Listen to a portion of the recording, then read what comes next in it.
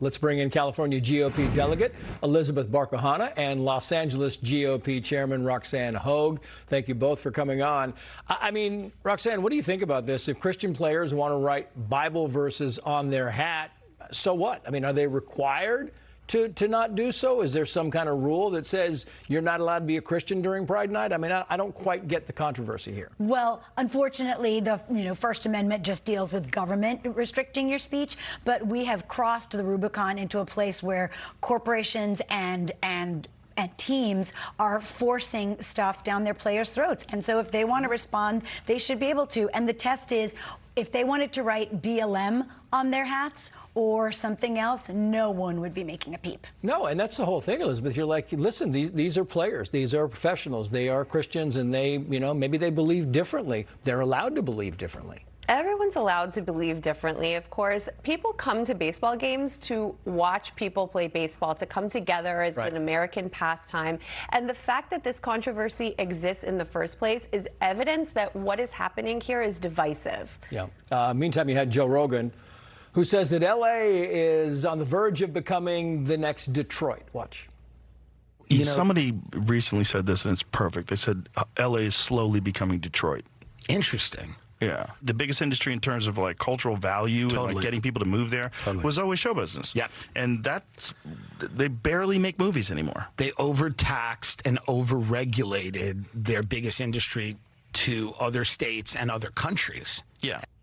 I mean, it's almost like LA's best asset right now is the weather. And if you didn't have that, maybe you would look like Detroit at that point in the 1970s and early 80s. I would argue we already are Detroit. Yeah. Because it is already happening. We've already lost population, and you lose when you lose the people and the jobs that were provided here by production, then you lose all the other businesses that were servicing those families who lived here. You lose enrollment in the public schools as well. It's a snowball effect, a death spiral, actually. And then once those businesses leave and the people leave, then you have blight. All of that is what we are experiencing, and we have been talking about this in LA for years. This is not new. Yeah, and it really is, Roxanne. Very quickly, I just had to get your take on this. It really is one of those situations where you drive into downtown Los Angeles and the trash and the other stuff is so bad that the security cost. Yeah, I mean, the security cost for the restaurants and the businesses down there is just unbelievable. I'm going to pick a little bone with Rogan, though.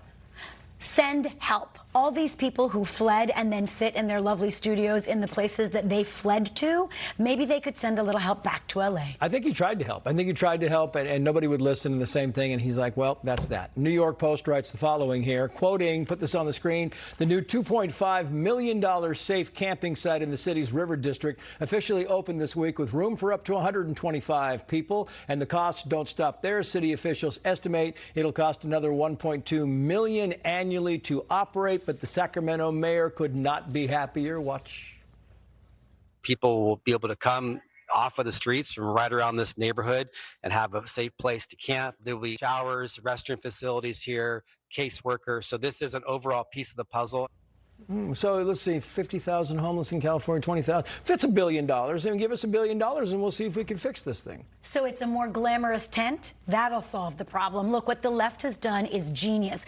They call it homelessness and the unhoused, so it seems like they just need a place to sleep. No, they need to get off drugs. They need to take their mental health meds, and some of them need to be in jail. And I'm sorry to say that, but it's true. It goes back to Karen Bass saying, we should fix their teeth. And you're thinking, and Spencer Pratt's like, maybe we fix the drug problem that ruined the teeth before we get to the teeth. I mean, there's this whole common sense thing that's not being thought about. That's right. When I was a little girl, camping meant, the campgrounds were for families to go to. It wasn't a place to just move homeless people from one place to another. And to Roxanne's point, these aren't just homeless people. They are people with severe mental and drug addiction problems. Yeah, sadly, that's true. California State Medicaid director says the state takes fraud very seriously, and here's why. Here's his defense.